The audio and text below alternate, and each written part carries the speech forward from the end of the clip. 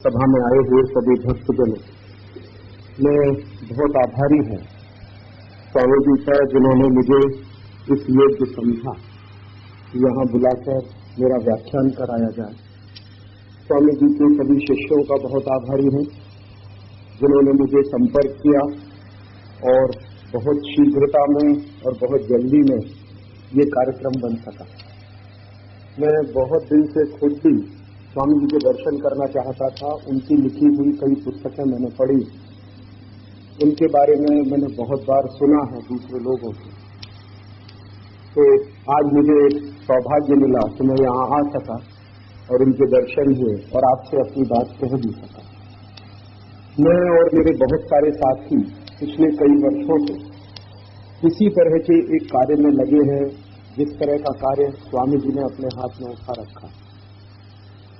भारतीय संस्कृति का जो पतन हो रहा है और भारतीय संस्कृति में जो मूल्य रहे हैं, उनमें जो गिरावट आती जा रही है पिछले कई वर्षों से, उसको बचाने के कार्य में हम लोग लगे हुए हैं पिछले कई वर्षों से। भारतीय संस्कृति और सभ्यता के ऊपर पिछले 1000 वर्षों में बहुत तरह के विदेशी आक्रमण हुए। कई बार ऐसे विदेशी आक्रमण हुए हैं जब विदेशी आक्रांता या विदेशी आक्रमणकारी सीधे भारत में आए। उन्होंने भारत की संपत्ति को लूटा, यहाँ के मंदिरों का नाश किया, यहाँ के देवालयों का नाश किया, यहाँ की व्यवस्थाओं को तोड़ा, यहाँ के लोगों को गुलाम बनाया, यहाँ के लोगों को मार पीट कर अपने साथ ले गए। ऐसे बहुत सारे आक्रमणकारी हिंदुस्तान में आए हैं। 10वीं शताब्दी में महमूद गजनबी आया, सोमनाथ का मंदिर तोड़ा, उसके बाद दूसरी बार आया, तीसरी बार आया, 17 बार लगातार महमूद गजनबी आता रहा और एक सोमनाथ के मंदिर को तोड़ता रहा और संपत्ति को लूटता रहा। महमूद गजनबी की मृत्यु के बाद ऐसे बहुत सारे आक्रमणकारी आए। उन्होंने भी भारत को इसी तरह से तोड़ने का काम किया, इसी तरह से इसको बर्बाद करने का काम किया। 15वीं 16वीं शताब्दी तक ये मुस्लिम आक्रमणकारियों का ज्यादा आक्रमण होता रहा भारत के ऊपर, और उसके बाद यूरोप के आक्रमणकारियों का भयंकर तरीके से आक्रमण हुआ भारत के ऊपर। यूरोप की तरफ से जो सबसे पहला आक्रमणकारी भारत में आया वो वास्को डी गामा था, 1498 में। वास्को डी गामा के बाद दूसरे बहुत सारे पुर्तगाली आए, स्पेनिश लोग आए, डच लोग आए, फिर फ्रांसीसी लोग आए, फिर अंग्रेज आए हिंदुस्तान में, और ये सिलसिला लगातार चलता ही रहा है। कई बार मेरे मन में प्रश्न आता था कि ऐसा क्या था कि जो भारत के ही ऊपर इतने सारे विदेशी आक्रमण हुए, उसका कारण क्या है, उसका रहस्य क्या है, ये समझना चाहिए, जानना चाहिए। तो उस दृष्टि से भारतीय इतिहास का बहुत गहराई से अध्ययन करने की कोशिश मैंने की पिछले कई वर्षों में, और उस अध्ययन करने के दौरान बहुत सारे दस्तावेज भी इकट्ठे किए मैंने।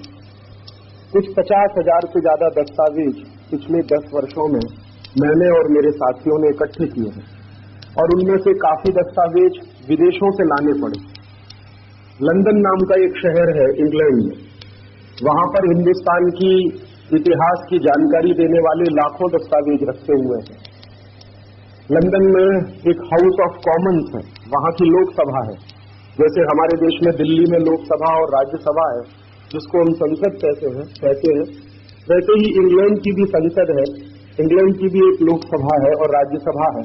तो इंग्लैंड की लोकसभा को हाउस ऑफ कॉमन्स कहते हैं। तो वहां पर एक बहुत बड़ी लाइब्रेरी बनी हुई है, वहां पर एक बहुत बड़ा पुस्तकालय बनाया हुआ है। कई सौ साल पुराना है वो, 1000 साल पुराना है शायद। तो वहां हिंदुस्तान के बारे में लाखों दस्तावेज पड़े हुए हैं।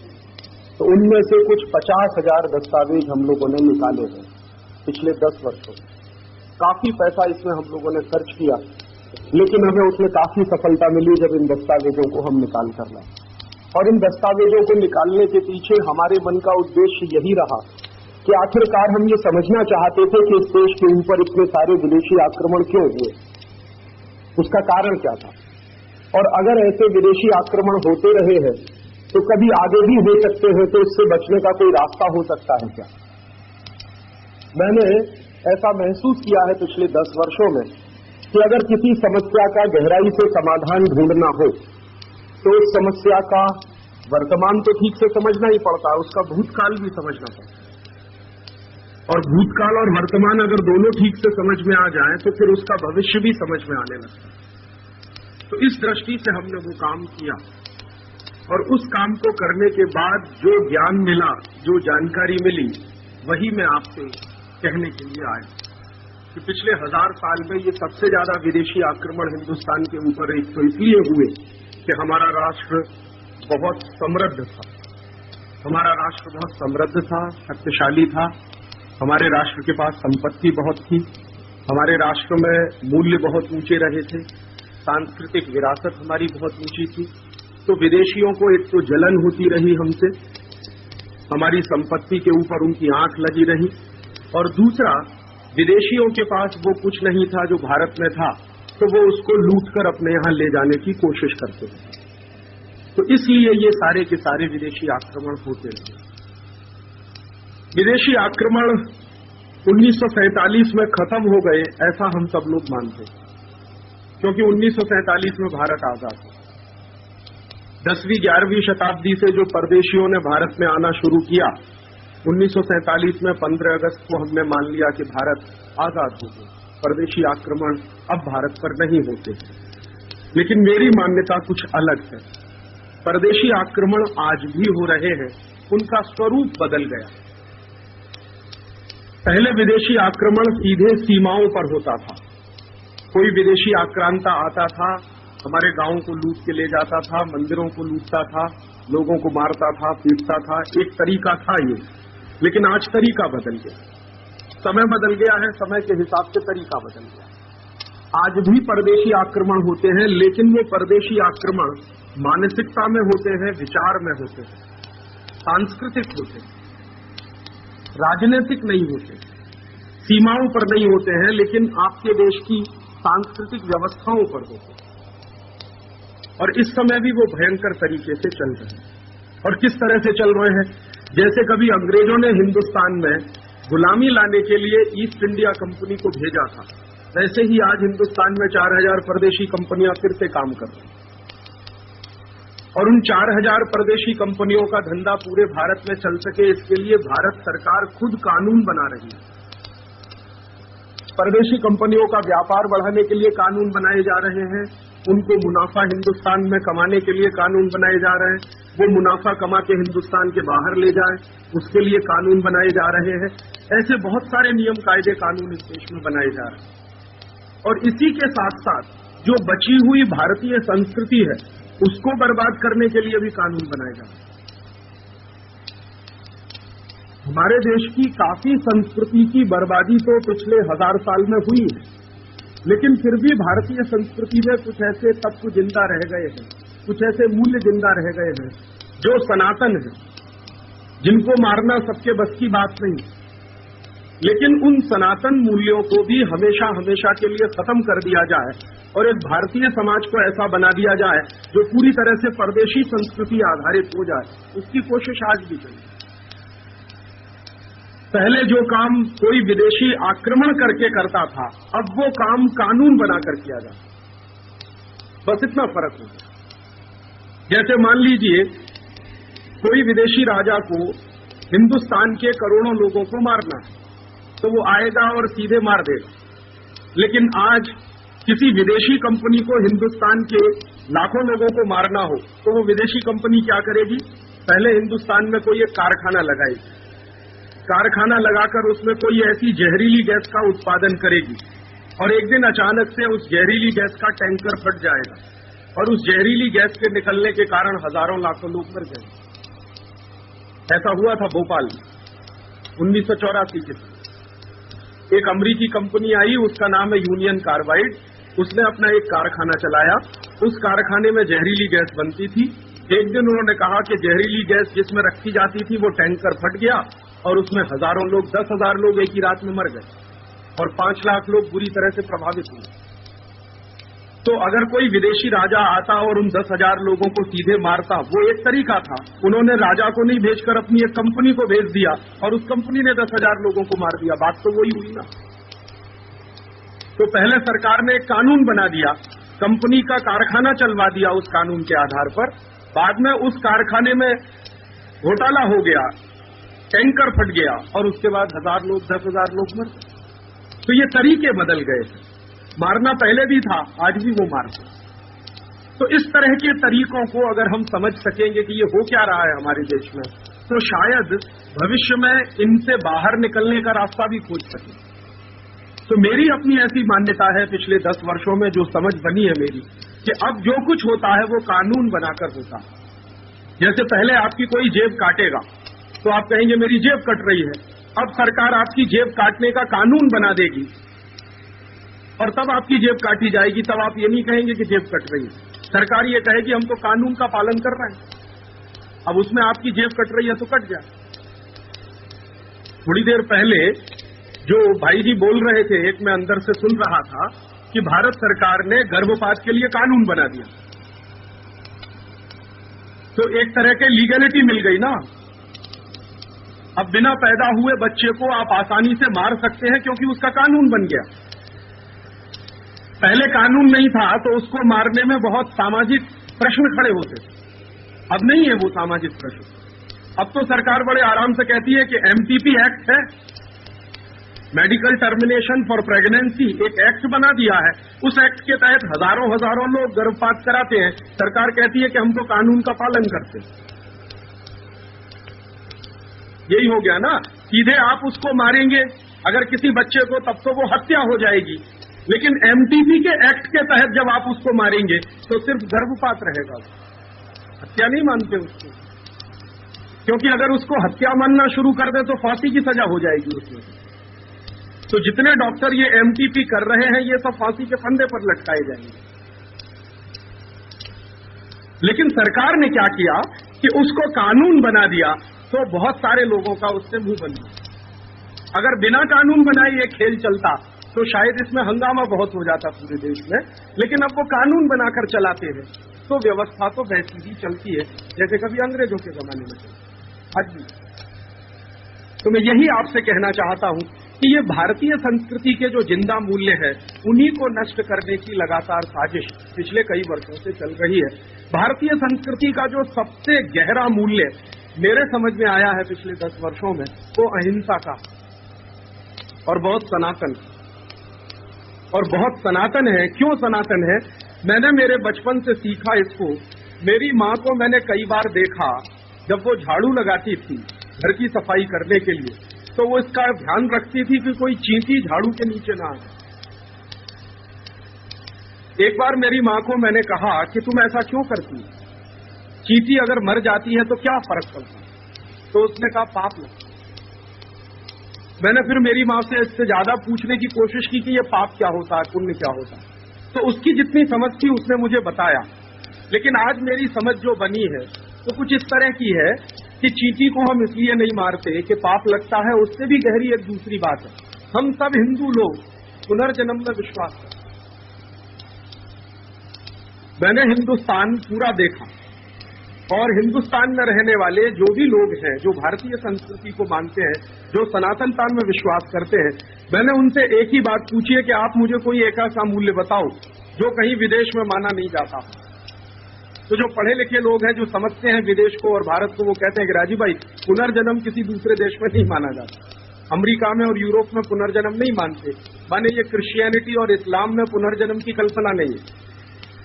ये जो क्रिश्चियन धर्म है और ये जो इस्लाम धर्म है, इन दोनों धर्मों में पुनर्जन्म की कोई कल्पना नहीं है। दुनिया में एक ही धर्म है, हिंदू धर्म, जिसमें पुनर्जन्म की कल्पना, और एक जन्म की नहीं, करोड़ों जन्म की कल्पना। तो हम चूंकि पुनर्जन्म की कल्पना में विश्वास करते हैं, इसका अर्थ क्या हुआ?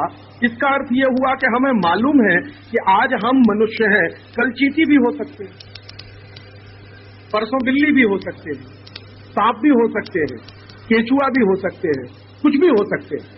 ईश्वर ने हमको ये मनुष्य जन्म दिया, हमारा सद्भाग्य।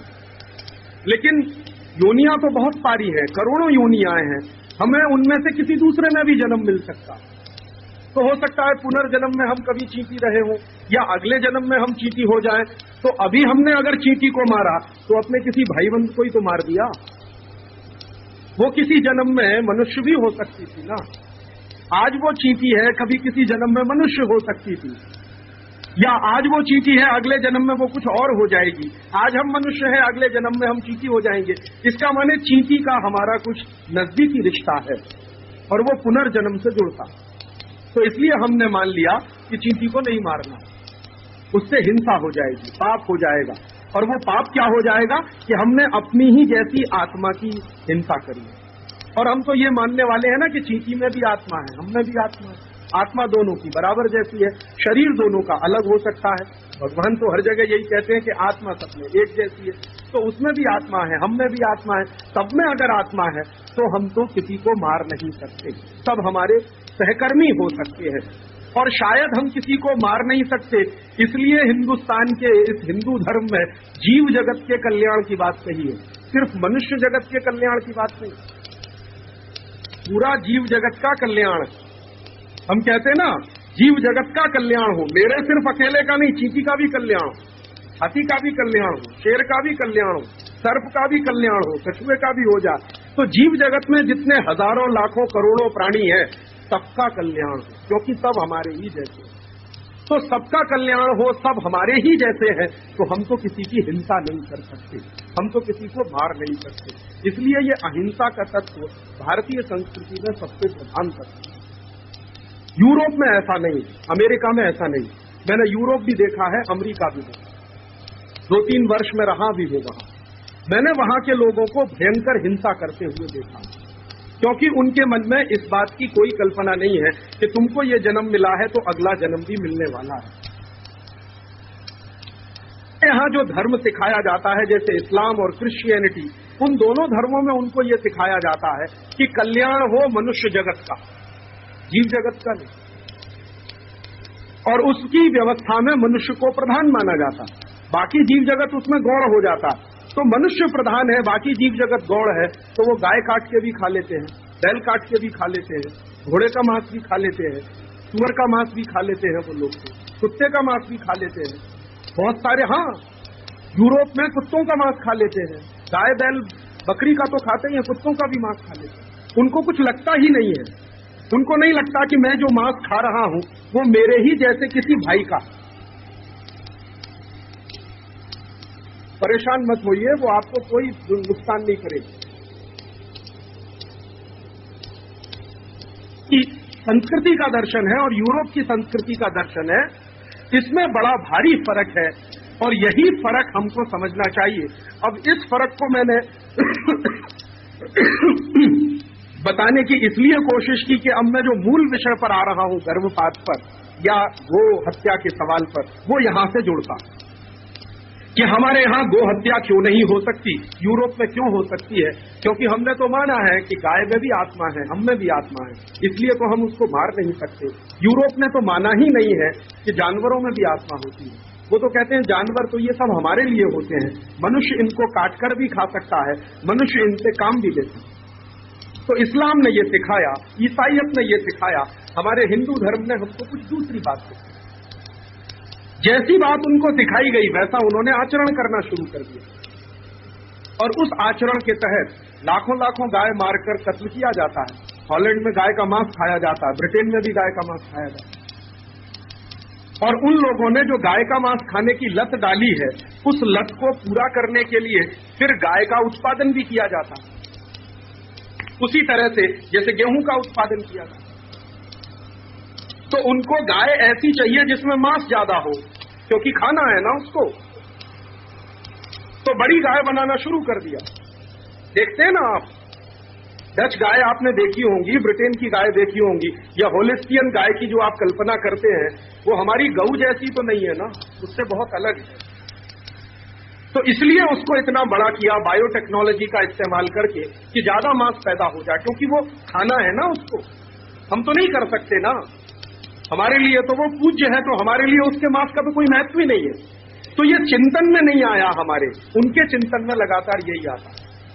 और फिर दुर्भाग्य हम सबका क्या हुआ कि जो गाय का मांस खाने वाले हैं वो हिंदुस्तान में आ गए 16वीं-17वीं शताब्दी। डच लोग हिंदुस्तान में आ गए, पुर्तगाली हिंदुस्तान में आ गए, स्पेनिश लोग हिंदुस्तान में आ गए, अंग्रेज हिंदुस्तान में आ गए। तो वो जो कुछ विकृति उनके समाज में थी उसको साथ लेकर आ गए। और 1760 में जब अंग्रेजों की सरकार चलना शुरू हुई भारत में, तो उन्होंने अपने पेट की क्षुधापूर्ति करने के लिए गाय का कत्ल करवाने का आदेश दे दिया। 1760 में हिंदुस्तान में पहला कत्ल कारखाना खुला बंगाल में, कलकत्ता, जब रॉबर्ट क्लाइव बंगाल का नवाब बना। उसने पहला गो मांस पैदा करने के लिए कत्ल कारखाना खोला। तो फिर गाय कटना शुरू हुई। धीरे धीरे गाय कटते कटते अंग्रेजों का पेट भरते भरते गाय की संख्या कम होने लगी। बाद में अंग्रेजों को यह भी समझ में आने लगा कि हिंदुस्तान में ये गाय का कत्ल करने से दो फायदे होते हैं। एक तो हमको मांस मिल जाता है खाने, दूसरा हिंदुस्तान की संस्कृति का भी सत्यानाश होता है। तो अंग्रेजों को तो हमारी संस्कृति का ही सत्यानाश करना था, गुलामी तो लानी ही थी, हमारी संस्कृति का भी सत्यानाश करना था।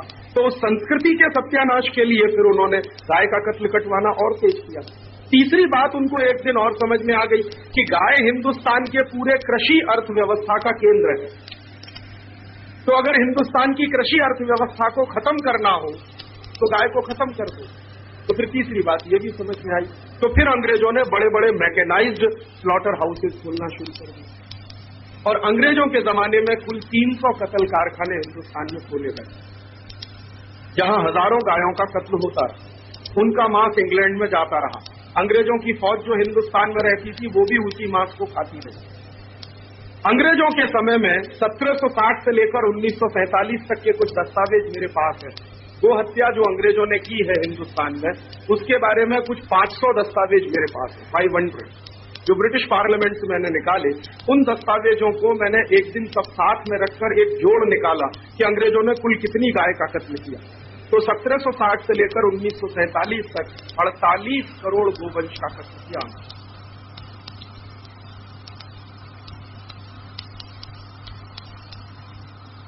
कैसी प्रजा हो सकती है अंग्रेजों की, उसका ये एक नमूना। वो 48 करोड़ गोवंश का कत्ल उन्होंने कर दिया। वो 48 करोड़ का गोवंश अगर जिंदा होता, कभी आप कल्पना करिए, तो आज गाय की संख्या हिंदुस्तान में मनुष्यों की संख्या से ज्यादा होती, और ज्यादा नहीं होती तो कम से कम मनुष्यों की संख्या के बराबर तो होती। हम 100 करोड़ लोग हैं तो 100 करोड़ गाय होती इस देश में कम से कम, और 100 करोड़ लोग 100 करोड़ गाय होती तो हिंदुस्तान में बहुत कुछ गरीबी और बेकारी का प्रश्न हल हो गया होता। क्योंकि गाय दूध तो देती है, उस दूध से आप बहुत कुछ बना सकते हैं, उसकी बिक्री कर सकते हैं, अपनी जीविका चला सकते हैं। उसके बाद उसका गोबर भी निकलता है, उसमें लक्ष्मी बसती है, उसको खेत में डालकर अन्न पैदा करने के काम में ला सकते हैं। जो गोमूत्र निकलता है उसमें कई तरह के ऐसे अच्छे से अच्छे रासायनिक तत्व विद्यमान हैं जिनसे आप सैकड़ों किस्म की दवाएं बना सकते हैं। वो खेती के भी काम आ सकती है, मनुष्य के भी काम आ सकती है। 108 तरह की दवाएं तो मैंने खुद बनाकर प्रयोग करके देखी जो मनुष्य के काम आती। अच्छी से अच्छी, गहरी से गहरी बीमारियां दूर होती। डायबिटीज नाम की बीमारी किसी भी एलोपैथी के डॉक्टर के बस में नहीं है कि वो ठीक कर सके, लेकिन गोमूत्र में शक्ति है कि कितनी ही खतरनाक डायबिटीज हो ठीक हो जाती है 3 महीने में, 4 महीने। अर्थराइटिस की बीमारी एलोपैथी के किसी डॉक्टर के पास उसका कोई इलाज नहीं है। गोलियां देकर आपको थोड़ी देर के लिए दर्द बंद करा देगा, लेकिन जब जाड़ा आएगा फिर दर्द शुरू हो जाएगा। गोमूत्र में इतनी शक्ति है कि अर्थराइटिस को हमेशा के लिए खत्म कर देती। ऐसी जो सबसे खतरनाक बीमारियां मानी जाती हैं जिनका इलाज एलोपैथी में भी नहीं है, वो गोमूत्र में है। तो गाय तो सब तरह का आर्थिक व्यवस्थापन चलाने का केंद्र बिंदु रहा है इस देश में हजारों साल से, सनातन वर्ष से। उसको खत्म जब किया अंग्रेजों ने तो भारतीय अर्थव्यवस्था का केंद्र बिंदु तोड़ दिया अंग्रेजों। बाद में मुझे ऐसा लगता था कि 1947 में तो ठीक है, अंग्रेज चले गए तो फिर अंग्रेजों की नीतियां भी चली जाती इस देश में। महात्मा गांधी कहते ही थे कि अंग्रेज चले जाएंगे तो शायद अंग्रेजियत भी चली जाएगी इस देश में, लेकिन ऐसा नहीं होता, उल्टा हो। अंग्रेज तो चले गए लेकिन अपनी औलादें छोड़कर गए, और अंग्रेजों की औलादों ने ही शासन किया पिछले 50 साल। ये जो शासन करने वाले लोग हैं इनको मैं अंग्रेजों की औलाद कहता हूं, ये काले अंग्रेज। आप पूछोगे क्यों कहते हो राजीव भाई आप इनको? मैं इसलिए कहता हूं कि अंग्रेज जब हिंदुस्तान छोड़कर गए थे तो 300 कत्ल कारखाने थे। ये अंग्रेजों की औलादों के शासन में 36,000 कत्ल कारखाने हुए।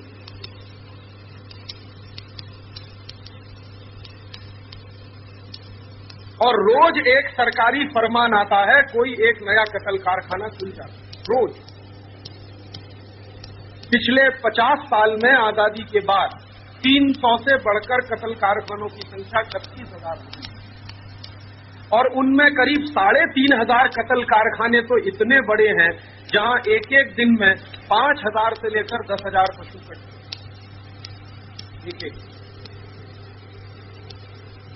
तो करोड़ों गोवंश का सत्यानाश तो अंग्रेजों की सरकार ने किया, अब उससे ज्यादा करोड़ों का सत्यानाश भारत की सरकारें करती।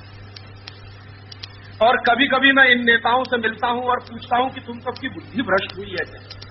तो वो एक ही जवाब देते हैं कि राजीव भाई हम क्या करें, हमको तो विदेशी पूंजी चाहिए, डॉलर चाहिए, और डॉलर इस देश में अभी भगवान हो गए।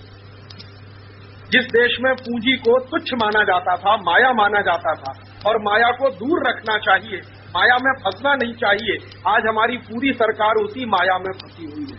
डॉलर लाओ, डॉलर लाओ, डॉलर लाओ।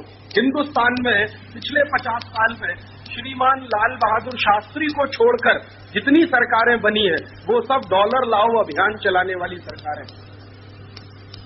तो डॉलर कैसे आएगा? तो उसका उन्होंने एक रास्ता खोज रखा है कि ज्यादा से ज्यादा मांस का हम निर्यात करें तो डॉलर आएगा। तो लाखों टन मांस का निर्यात करने के लिए हजारों कत्ल कारखाने खोल रखते हैं। तो गोवंश का भी कत्ल कराते हैं उसमें और बाकी जीव जंतुओं का भी कत्ल कराते हैं। अलग अलग देशों में मांस का निर्यात किया जाता है। ये मुस्लिम देश हैं जिनको अरब देश बोलते हैं, वहां लाखों टन मांस का निर्यात होता है। यूरोप के देशों में हर साल लाखों टन मांस का निर्यात होता है। अलग अलग देशों की जरूरत के हिसाब से सरकार निर्यात करती है। और भारत सरकार ने इस साल एक नई योजना फिर सबके सामने रखी है कि अभी तक हिंदुस्तान में करीब 1 लाख टन मांस का निर्यात करने की बात चलती थी, अब वो कहते हैं कि हम 2 साल में इसको 1.5 लाख टन करेंगे। माने मांस का निर्यात हम बढ़ाते चले जाएंगे ताकि हिंदुस्तान के पशु जगत की हत्या होती चली। इन छोटी बुद्धि के नेताओं को ये नहीं समझ में आता कि ये पशु जिंदा नहीं रहेंगे तो हम जिंदा नहीं। बिना पशु के आदमी का जीवन संभव नहीं, कम से कम भारतीय समाज में तो संभव नहीं। लेकिन अब क्या करें, अंग्रेजों का जो बीज था वो इन नेताओं में पड़ गया और उसी अंग्रेजों की नीति पर आज इस देश के नेता चल रहे हैं। ये सबसे बड़ी दुखद बात है कि अंग्रेजों की सरकार के चले जाने के बाद भी हिंदुस्तान में गोहत्या रोकने के लिए हमें आंदोलन चलाना पड़ा। अंग्रेज थे, गोहत्या होती थी, तब आंदोलन चलता था, बात समझ में आती थी कि वो परदेशी थे। लेकिन अब तो हमारे ही अपने लोग हैं जो सरकार चलाते हैं और उनके राज्य में गोहत्या होती है और उसको रोकने के लिए आंदोलन चलाना पड़ता है। इससे बड़े शर्म की बात क्या होगी? तो ऐसा तंत्र उन्होंने बना रखा और ये सब कुछ कानून के आधार पर होता है। गोवंश का कत्ल भी कानून के आधार पर बना दिया है, बाकी का कत्ल भी कानून के आधार पर बना दिया। मैं बहुत बार जाता हूं देवनार कत्ल कारखाने में और वहां वैसे कानून तो ये है कि गाय का कत्ल नहीं हो सकता क्योंकि महाराष्ट्र सरकार ने ऐसा एक कानून बना रखा। लेकिन मैं देखता हूं कि गाय का कत्ल भी होता। तो उस कानून के बारे में बहुत बारीकी से मैंने अध्ययन किया तो उसमें एक लूप होल है कि जो गरीब माने जो बीमार गाय है उसका कत्ल हो सकता। उस कानून में उन्होंने सिर्फ इतना डाला है कि स्वस्थ गाय का कत्ल नहीं हो सकता। तो इसका माने बीमार गाय का तो कत्ल हो ही सकता है। अब ये कौन तय करेगा वहां बैठकर कि ये गाय बीमार है और ये स्वस्थ? तो मैं गया एक दिन देवनार कत्ल कारखाने में, मैंने पूछा कि यहाँ कौन तय करता है कि कौन सी गाय बीमार है कौन सी स्वस्थ है? तो उसने कहा साहब यहाँ एक डॉक्टर है। तो मैं उस डॉक्टर के पास गया, मैंने कहा तुम कैसे तय करते हो कि ये गाय बीमार है ये गाय स्वस्थ है? उसने कहा सच्ची बात बताऊं राजीव भाई? मैंने कहा सच्ची बात बताऊं, दिल की बात बताऊं। उसने कहा मुझे भी मजबूरी में ये सब करना पड़ता है, मुझको घूस मिलती है ये बताने के लिए कि ये गाय बीमार है। तो वो घूस लेके रिश्वत लेके अच्छी खासी स्वस्थ गाय को बीमार होने का सर्टिफिकेट दे देता है तो गाय कटने के लिए चली। और कैसे करते हैं वो? कई बार अगर अच्छी खासी स्वस्थ गाय अगर चेकिंग करने के लिए कोई आ जाए, इंस्पेक्शन करने के लिए आ जाए और अच्छी खासी स्वस्थ गाय खड़ी हुई है तो उसका हाथ पैर तोड़ देते हैं ताकि वो बीमार दिखने लगे। तो इंस्पेक्शन करने वाला उसको जो है सर्टिफिकेट देके चला जाता है कि ठीक है। ये यहां भी होता है और दूसरे कत्ल कारखाने तो मैंने थोड़ी देर पहले आपको बताया कि पहले आपको बर्बाद करने के लिए सीधे आक्रमण होता था, अब आपको बर्बाद करने के लिए सीधे आक्रमण नहीं होता, कानून बनाते हैं, फिर कानून सब काम कराता है। और जब ये गाय का कत्ल हो सकता है इस देश में इस बड़े पैमाने पर, तो फिर बच्चों का भी कत्ल हो सकता है। तो इसी के लिए ये MPPV एक्ट आ गया है, मेडिकल टर्मिनेशन फॉर प्रेगनेंसी। ये यूरोप में चलता था, medical termination for pregnancy act, Europe के देशों में, अमेरिका में भी चलता था। अमेरिका में गर्भपात करने वालों की संख्या सबसे ज्यादा पूरी दुनिया, यूरोप में, इंग्लैंड में, जर्मनी में, फ्रांस में भी सबसे ज्यादा। उसका कारण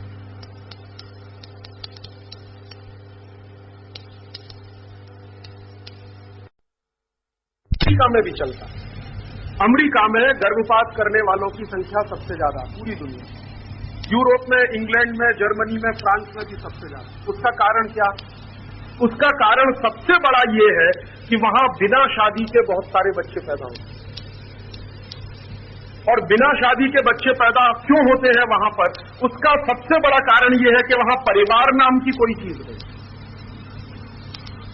हिंदुस्तान में रहते हुए और फ्रांस में रहते हुए जो मुझे सबसे बड़ी चीज महसूस हुई, यूरोप के और भी देशों में रहते हुए मुझे जो सबसे बड़ी चीज महसूस हुई कि वहां परिवार नहीं होता है, बाकी सब होता है। वहां परिवार ही होता है, बाकी कुछ हो या ना हो। तो हमारे यहां चूंकि परिवार की कल्पना है ना, तो परिवार तो समाज में से निकलता है, तो फिर पारिवारिकता को चलाने के लिए समाज ने बहुत सारे नियम बना रखे हैं। उनमें से एक नियम है वर्जना का, संयम का, कि जब तक आपका परिवार ना बसे तब तक आप शारीरिक संबंधों से बचें। माने शारीरिक संबंध तभी इस देश में करने की आपको परमिशन दी जाती है जब आप गृहस्थ हो जाएं। बाकी तो ब्रह्मचारी ही रहना पड़ता है जीवन। ब्रह्मचारी माने संयम का जीवन बिताना पड़ता है। यूरोप में तो ऐसा नहीं होता, वहां तो 11-12 साल की लड़कियां मां बनती हैं। आप सुनते आश्चर्य करें। मैं एक बार डेनमार्क नाम के देश में था, 1991 के साल की बात है। तो डेनमार्क की संसद में बड़ी बहस चल रही थी उस समय, और बहस ये चल रही थी कि लड़कियों को मां बनने की सबसे कम उम्र क्या रखी जाए। ये बहस चल रही थी डेनमार्क की संसद। और वो 3 महीने बहस चलने के बाद उन्होंने फैसला किया कि सबसे कम उम्र में मां बनने की लड़की की क्षमता 14 साल में विकसित हो जाती है, तो 14 साल की उम्र को मां बनने की उम्र घोषित कर दिया। तो वहां 14 साल की लड़की मां बन सकती है, लेकिन जरूरी नहीं है कि उसकी शादी हो गई हो। तो बिना शादी के मां बनती है तो फिर संकट आता है, बच्चे को पालेगी कैसे? तो या तो एबॉर्शन करो या तो अनाथ आश्रम में बच्चे को दान करो। तो परिवार नहीं होने से और पारिवारिकता नहीं होने से उन यूरोप के देशों में एक बहुत राक्षसी संस्कृति का विकास हुआ। और वो राक्षसी संस्कृति यही है कि या तो बच्चा पैदा होने मत दो, और अगर हो जाए तो उसको अनाथ आश्रम में दे आओ, क्योंकि पालना आपके लिए संभव नहीं है। और वहां क्या हुआ है, स्त्री और पुरुष सिर्फ शारीरिक संबंधों तक सीमित है, आत्मा की कोई बात नहीं होती, क्योंकि वो मानते ही नहीं कि आत्मा होती भी है। हमारे यहाँ पति पत्नी का मिलन आत्मिक मिलन भी माना जाता है, उनके यहाँ तो सिर्फ शारीरिक होता है। तो सिर्फ शरीर तक सीमित हो गया है वहां का पूरा समाज। तो ये शरीर से पैदा हुई समस्याएं हैं, और उन समस्याओं का समाधान ढूंढने के लिए उन्होंने एक और गलत रास्ता अपनाया है। उसमें से एक रास्ता है ये मेडिकल टर्मिनेशन फॉर प्रेगनेंसी। ये वहां से निकला यूरोप में और बड़े पैमाने पर प्रचारित हुआ, फिर धीरे धीरे हिंदुस्तान में भी आ गया। मैंने बताया ना कि हिंदुस्तान के नेता तो अंग्रेजों की औलादे हैं, उनको क्या लगता है जो अमेरिका में होता है वो हिंदुस्तान में भी होना चाहिए। जैसे ही वहां MPP एक्ट पारित हुआ, तभी से हिंदुस्तान के नेताओं ने चर्चा करना शुरू कर दिया कि हिंदुस्तान में भी इसको पारित कराओ। यूरोप के देशों में जैसे ही MPP एक्ट आया, उन्होंने भी कहना शुरू कर दिया कि इसको हिंदुस्तान में भी कराओ, तो करा दिया उन्होंने हिंदुस्तान में। और अब हालत ये है कि जिस तरह से गोवंश का कत्ल हो रहा है, वैसे मनुष्य जाति का, नारी जाति का भी कत्ल। जगह जगह हॉस्पिटल खुल गए क्योंकि कानून बन गया। पहले कानून नहीं था तो चोरी छुपे होता होगा, कम पैमाने पर होता होगा। जैसे ही कानून बना तो बहुत बड़े पैमाने पर शुरू हो गया, और बाकायदा उसका विज्ञापन होता है, क्योंकि वो तो दुकान चलती है ना। जैसे कोई परचूनी की दुकान चलाता है कि तेल खरीद ले जाओ मेरी दुकान से, चावल खरीद ले जाओ मेरी दुकान से, गेहूं खरीद ले जाओ मेरी दुकान से, वैसे ही दुकान चल रही है गर्भपात की कि आओ मेरी दुकान से गर्भपात करा के जाओ। और आप मुंबई में कभी घूमेंगे, मेरा खून जलता है जब मैं मुंबई जाता हूं, वहां की रेलगाड़ियों में स्टिकर लगाए जाते हैं बड़े बड़े कि आइए और 150 रुपए में छुटकारा पाइए। ये उस पर लिखा हो। और हमारे ये बेवकूफ नेताओं ने कानून कैसे बनाए हैं, कानून कुछ इस तरह के बनाए हैं कि हमारे देश में अगर कोई बच्चा पैदा हो जाए उसके बाद उसकी हत्या की जाए तो उसको तो कहते हैं हत्या, लेकिन पैदा होने के पहले मार दें तो उसको कहते हैं गर्भपात। हत्या तो दोनों है, एक गर्भपात एक हत्या, ये कहते हैं हत्या तो दोनों है। सारे डॉक्टर जानते हैं दुनिया के कि 2-3 महीने के गर्भ ठहरने के बाद ही बच्चे में जान पड़ जाती है, तो आप उसको मार रहे हो तो हत्या ही कर रहे हो। लेकिन गर्भ के अंदर करे तो वो हत्या नहीं है, गर्भ के बाहर करे तो हत्या है। तो सारे डॉक्टर जो गर्भ के अंदर हत्या करते हैं वो हत्यारे नहीं कहलाते, वो डॉक्टर कहलाते। और उसी बच्चे को गर्भ के बाहर लाकर मारे तो उनको हत्यारा कहते। हत्यारे तो दोनों हैं, एक डिग्री होल्डर है, दूसरा सुपारी होल्डर है, इतना ही तो फर्क है ना। वो डिग्री लेकर हत्याएं करता है, दूसरा सुपारी लेकर करता है। 10,000 की सुपारी दी जाती है, 20,000 की सुपारी दी जाती है, 50,000 की सुपारी तो दोनों ही लेते हैं। बस फर्क इतना है कि डिग्री होल्डर कम सुपारी लेता है, 150 रुपए की सुपारी में कर देता है, और जो पेशेवर हत्यारा वो 10,000 की सुपारी लेता है। सुपारी तो दोनों ही लेते हैं। और हम भी कुछ ऐसे बेवकूफ हो गए हैं कि जो डिग्री होल्डर है उनको अपने समाज में बहुत सम्मानित करते हैं, प्रतिष्ठित करते हैं, उनको मालाएं पहनाते हैं। देखो कितने बड़े डॉक्टर साहब हैं, राक्षस नहीं कहते उनको, डॉक्टर साहब कहते, वो तो राक्षस से भी गए बीते। रावण भी था तो उसकी कुछ नीतियां थी, लेकिन इनकी तो कुछ भी नीति नहीं, ये तो रावण से भी गए बीते। हमने समाज में उनको प्रतिष्ठा देना शुरू कर दिया, और पढ़े लिखे परिवारों ने अपने अपने बेटा बेटियों को वो बनाने के लिए कसरत करना शुरू कर दिया कि मेरा बेटा डॉक्टर, मेरी बेटी डॉक्टर। ये नहीं कहते कि मेरा बेटा राक्षस, मेरी बेटी राक्षस।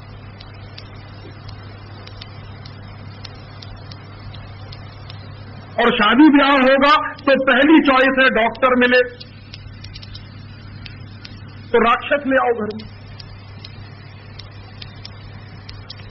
यही व्यवस्था चली ना, तो वो जो अंग्रेजों का बीज है हमारे भी दिमाग में घुस गया थोड़ा बहुत, और ये पढ़े लिखे हिंदुस्तानी के दिमाग में बहुत घुस, तो इससे उसकी प्रतिष्ठा बनती चली गई है। प्रतिष्ठा बनती चली गई है तो समाज उस पर उंगली नहीं उठाती।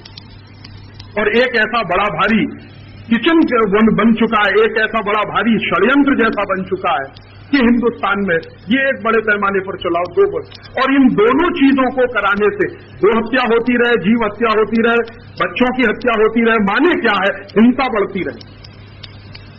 और जितनी जितनी हिंसा बढ़ती जाएगी तो उतनी उतनी अहिंसा के सिद्धांत से हम दूरी बनाते चले जाएंगे। और एक दिन अगर अहिंसा का सिद्धांत ही हमने छोड़ दिया तो भारतीय संस्कृति का तो सत्यानाश हो ही गया। फिर इस्लामी संस्कृति और भारतीय संस्कृति में क्या फर्क?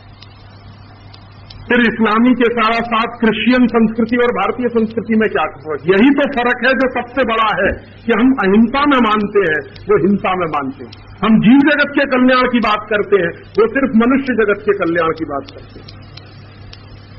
तो षड्यंत्र क्या है? षड्यंत्र ये है कि इस भारतीय संस्कृति का सत्यानाश करो, इसका खात्मा करो, और ये षड्यंत्र 1000 साल से चल रहा है। महमूद गजनवी ने एक तरीके से चलाया, अंग्रेजों ने इसको दूसरे तरीके से चलाया, और अब हमारी सरकार इसको एक तीसरे तरीके से चलाए। और अगर हमको ये समझ में आ जाए कि ये षड्यंत्र किन किन तरीकों से चलाया जा रहा है, तब इससे लड़ने की बात भी समझ में आने लगे। तो सबसे बड़ी बात जो समझ में आ रही है कि ये भारतीय संस्कृति को बर्बाद करने के लिए किया जाने वाला षड्यंत्र है। उनका इंटरेस्ट क्या है भारतीय संस्कृति को बर्बाद करने का? वो चाहते हैं कि पूरी दुनिया ईसाई हो जाए। अभी 2 साल पहले पोप ने एक भाषण दिया था श्रीलंका में, तो उसमें उसने कहा कि 21वीं शताब्दी में हमारा सपना है कि सारी दुनिया में ईसाइयत का झंडा फहराया जाए। ये उनका सपना। तो उसी सपने के आधार पर वो काम करते, उसी सपने के आधार पर वो सारी प्लानिंग करते। तो अगर उनकी ये कल्पना है और उनका सपना है कि पूरी दुनिया में ईसाइयत का झंडा फहराया जाए, तो इसका माने बिल्कुल स्पष्ट है कि ईसाइयत के अलावा दूसरी कोई संस्कृति बचे नहीं पूरी दुनिया। और अगर है दूसरी संस्कृतियां तो उनको नाश करो, उनका सत्यानाश करो। तो उसके लिए तरह तरह के तरीके अपनाओ। उनमें से ये कुछ तरीके अपनाए जा रहे हैं। ये गो हत्या नहीं हो रही है, भारतीय संस्कृति की हत्या हो। शिशु हत्या नहीं हो रही है, भारतीय संस्कृति की हत्या हो। तब अब हमको ये करना पड़ेगा, समझना पड़ेगा कि अब इससे बचने का उपाय क्या, इससे बाहर निकलने का उपाय क्या। मैंने आपको बताया कि ये जितने काम हो रहे हैं सब कानून बनाकर हो रहे हैं, तो हमको पूरी ताकत लगानी पड़ेगी इन कानूनों को बदलवाने के लिए। मान लीजिए एमटीपी एक्ट बना है तो ये रद्द होना चाहिए, हमें इसकी कोई जरूरत नहीं, भारतीय समाज में इसकी कोई जरूरत नहीं। और हम हमारे नौजवानों को समझा लेंगे कि वो संयम से रहेंगे, जरूरत ही नहीं पड़ेगी किसी को मेडिकल टर्मिनेशन कराने। नौजवान हमारा संयम से रहना सीख जाएगा तो जरूरत क्या पड़ेगी हमको गर्भपात कराने की। इसलिए हमको कानून की जरूरत नहीं है। ये कानून की जरूरत यूरोप के लोगों को है, अमेरिका के लोगों को है, तो उनको बनाने दो। जरूरी नहीं है कि हम जो वो करेंगे हम वही करेंगे, हम तो उनके नकलची बंदर नहीं बनने वाले। तो हमको इस कानून की जरूरत नहीं, ये बात हमको कहनी पड़ेगी।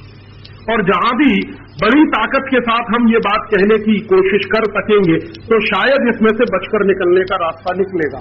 मैं ये काम करने जा रहा हूं 2-3 महीने के बाद। मैं सुप्रीम कोर्ट में एक बहुत बड़ा मुकदमा करने जा रहा हूं भारत सरकार के खिलाफ।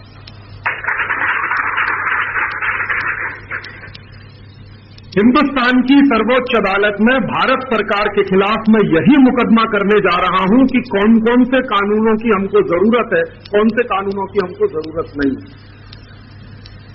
जैसे ये गाय की हत्या करने के लिए कानून बना रखा है, शिशुओं की हत्या करने के लिए कानून बना रखा है, ऐसे हिंदुस्तान की सरकार ने 3735 कानून बना रखे हैं जो भारतीय संस्कृति का सत्यानाश करते हैं। ऐसे 3735 कानून है। 2 कानूनों का जिक्र मैंने किया आपको, ऐसे 3735 कानून। तो ये सारे के सारे 3735 कानूनों को रद्द करना है। हमें इन कानूनों की कोई जरूरत नहीं है। अंग्रेजों को जरूरत थी लेकिन हमें नहीं है।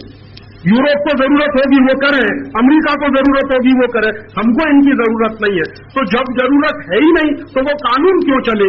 और कानून चलता है तो उसी से रास्ता बनता है ये सब करने का। तो कानून खत्म करो पहले। तो इसके लिए हम सुप्रीम कोर्ट में मुकदमा करने जा रहे हैं। शायद अगस्त-सितंबर तक हमारा मुकदमा होगा सुप्रीम कोर्ट में। लेकिन इस मुकदमे में ताकत पड़े और इस मुकदमे के बारे में सुप्रीम कोर्ट के जज को ये लगे कि ये कुछ ऐसा मामला है जिसमें करोड़ों हिंदुस्तान की जनता शामिल है, ये किसी एक राजीव दीक्षित का मामला नहीं है। मैं ऐसा चाहता हूं कि जिस दिन ये मुकदमा जाए तो हिंदुस्तान के उस जज को पता चल जाए कि ये मामला करोड़ों लोगों का है, माने करोड़ों लोग इसमें शामिल हैं। और ये बात हम उनको समझा सकें सुप्रीम कोर्ट वालों को, तो उसके लिए हमने क्या किया है कि 1 करोड़ लोगों से हस्ताक्षर लेकर उनका एफिडेविट सुप्रीम कोर्ट में लगाने का फैसला किया। अभी तक सुप्रीम कोर्ट में जितने मुकदमे होते हैं उसमें 1 पार्टी होती है या 2 पार्टी होती है, 1 व्यक्ति होता है, 2 व्यक्ति होता है। हम हिंदुस्तान के 1 करोड़ लोगों की तरफ से ये मुकदमा करने वाले। मैं अकेले भी कर सकता हूं, ये अधिकार मुझको है। हमारे देश के संविधान की व्यवस्था के अनुसार उसमें एक आर्टिकल नंबर 32 है जो मुझको व्यक्तिगत रूप से भी अधिकार देता है कि मैं भारत सरकार के खिलाफ ये केस कर सकता हूं। लेकिन मैंने सोचा कि मैं अकेले क्यों करूं, क्योंकि मेरे अकेले का मामला नहीं है, करोड़ों लोगों का मामला। और मैं अकेले गया तो जज इसको रद्द भी कर देगा। तो मैंने सोचा कि नहीं, मैं अकेले नहीं जाऊंगा, 1 करोड़ लोगों की तरफ से ये मुकदमे को लेकर। तो हिंदुस्तान के 1 करोड़ लोगों से आजकल हम हस्ताक्षर लेते हैं। अभी तक 30 लाख लोगों ने हमको हस्ताक्षर दे दिए, 70 लाख और दे देंगे अगले जुलाई अगस्त में। और जैसे ही 1 करोड़ की संख्या होगी वैसे ही हम वो मुकदमा करेंगे। और उस मुकदमे में जितनी ताकत बन पड़ेगी हम ये सिद्ध करेंगे कि कानून आदमी के लिए है, आदमी कानून के लिए नहीं। तुम कोई भी कानून बनाओगे तो पहले हमसे पूछकर, हमारी जरूरत है कि नहीं है, तभी तो कानून बनेगा ना। सरकार अपने मन से कैसे तय कर सकती है कि हमारे मन में जो आएगा वो कानून हम बनाएंगे? क्योंकि सरकार तो नौकर है हमारी, हम तो मालिक है सरकार के। सरकार तो हमारे वोट पर चुनी जाती है ना, तो नौकर है वो तो हमारे। नौकर मालिक से बिना पूछे कोई काम कर सकता है? तो ये सरकार बिना हमसे पूछे कैसे काम करेगी? तो इस आधार पर और हम जितने कानून हैं उनके बारे में सिद्ध करेंगे कि ये सारे के सारे कानून राष्ट्र विरोधी कानून है, भारतीय संस्कृति विरोधी कानून है, भारतीय जनता के रास्ते में रोड़े अटकाने वाले कानून है। हमारे देश का जो लॉ है, नेचुरल जस्टिस का जो प्राकृतिक नियम और प्राकृतिक न्याय का सिद्धांत है, उसके खिलाफ ये सारे के सारे कानून है। और ये बात अगर हम सिद्ध कर सके सुप्रीम कोर्ट में, तो फिर सुप्रीम कोर्ट इनमें से कई कानूनों को रद्द करने के बारे में गंभीरता से सोचे। और ये कानून अगर एक एक तरह से रद्द होते चले जाएं, तो रास्ता फिर थोड़ा थोड़ा खुलता चला जाएगा। ये लड़ाई का एक हिस्सा, पूरी लड़ाई ये नहीं है, लड़ाई का ये एक हिस्सा। तो कानून को हटा लेंगे वहां से, लेकिन मानसिकता में जो बैठ गया है उसको भी हटाना पड़ेगा। हिंदुस्तान के पढ़े लिखे लोगों की मानसिकता में जो ये बैठ गई है ना चीज, कई साल के कानून बनने के बाद, इस मानसिकता में से भी इसको हटाना पड़ेगा। तो उसके लिए बड़े पैमाने पर हिंदुस्तान की जनता का जागरण करना होगा, हिंदुस्तान की जनता में चेतना लाने का काम करना होगा कि ये जो कुछ किया जा रहा है वो क्यों किया जा रहा है। नहीं तो कई बार क्या होता है कि हम कोई काम करने की कोशिश करेंगे, जनता का ही एक वर्ग खड़ा होकर कहेगा कि आप साहब ये क्यों करते हैं, इससे हमारी रोजी रोटी खत्म होगी। ये सब डॉक्टर हमारे खिलाफ चले जाएंगे कोर्ट में और कहेंगे आप तो हमारी दुकान बंद करा देंगे, दुकान बंद होगी तो हमारी जीविका कैसे चलेगी, जीविका नहीं चलेगी तो हमारा मौलिक अधिकार खत्म होगा। तो सुप्रीम कोर्ट में एक दूसरा मुकदमा लेके हमारे विरोधी आ जाएंगे। तो वो ऐसा ना कर सके, इसके लिए जनता में बड़े पैमाने पर जन जागरण करना होगा, ये दूसरा काम है। अब उस जन जागरण के लिए हमको प्रवक्ता चाहिए जो गांव गांव जा सके, गली गली जा सके, मोहल्ले मोहल्ले जा सके, लोगों को ये बात समझा सके। तो इसके लिए हम लोगों ने कुछ प्रवक्ताओं को तैयार करना शुरू किया है, लेकिन प्रवक्ता तैयार होने में समय लगता है। तो मैंने उसके लिए एक दूसरा रास्ता अपनाया, मैंने कुछ कैसेट बनाई और वो कैसेट का लाखों की संख्या में प्रचार हो रहा है पूरे देश में, जन जागरण की स्थिति। और वो कैसेट का लाखों की संख्या के बाद करोड़ों की संख्या में जब प्रचार होना शुरू होगा, मैं मानता हूं कि हिंदुस्तान में 100 करोड़ लोग रहते, तो 100 करोड़ लोगों में से अगर 10 करोड़ लोगों ने वो बात सुन लिया, तो कम से कम वो और 10-10 को सुना देंगे, बता देंगे। अगर एक व्यक्ति ने सुना तो वो कम से कम 10 व्यक्ति को बताएगा। तो मान लीजिए 10 करोड़ कैसेट पूरे देश में फैल गई, तो हिंदुस्तान के 100 करोड़ लोगों के कान तक ये बात पहुंच जाएगी कि हम क्या करने वाले हैं या हम क्या करना चाहते हैं। तो उसमें से क्या होगा कि हमारे विरोधियों की संख्या कुछ कम हो जाएगी, और हमारे विरोधियों की संख्या कम हो जाएगी तो हमारे रास्ते की अड़चनें कुछ कम हो जाएंगी। ये लड़ाई का दूसरा हिस्सा। और एक लड़ाई का फिर तीसरा हिस्सा है कि एक बार ये कानून रद्द हुए और एक बार जनता में चेतना निर्माण हुई, तो तीसरी ताकत हमें इस बात के लिए लगानी पड़ेगी कि भविष्य में कोई इस तरह का कानून ना बनने पाए। माने भविष्य में कोई भी सरकार ऐसी कोशिश ना करे कि इस तरह का कोई कानून दोबारा से बन सके। माने तब क्या होगा, समाज की शक्ति को, धर्म की शक्ति को, माने धर्म की सत्ता को, समाज की सत्ता को राज्य की सत्ता से ऊपर ले जाना पड़ेगा। माने राज्य सत्ता पर कंट्रोल या तो समाज सत्ता करेगी या तो धर्म सत्ता करेगी। आज क्या हो गया है, राज्य सत्ता धर्म सत्ता से ऊपर आ गई है, राज्य सत्ता समाज सत्ता से ऊपर आ गई है।